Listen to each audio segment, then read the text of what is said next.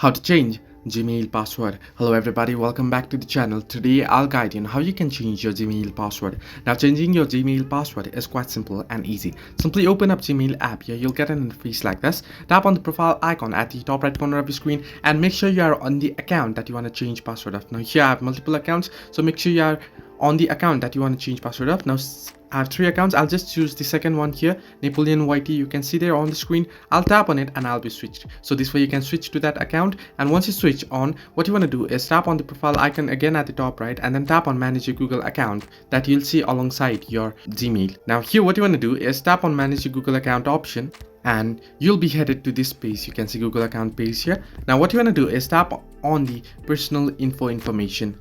Once on personal info, what you want to do is scroll all the way down below until you find the option password. Now once on password, you can see here last change May 24, 2019 here. Simply tap on the password option here, and now once you tap on it, what you want to do is here first you'll have to enter your older password. Simply type in your older password, and once you do it, tap on next and then type in your new password that you want to change to, and then tap on save and your Gmail password will be changed. So this way you can change password in Gmail. Hope this helped you. Do like and subscribe, and do not forget to leave a comment down below if you have any further issues.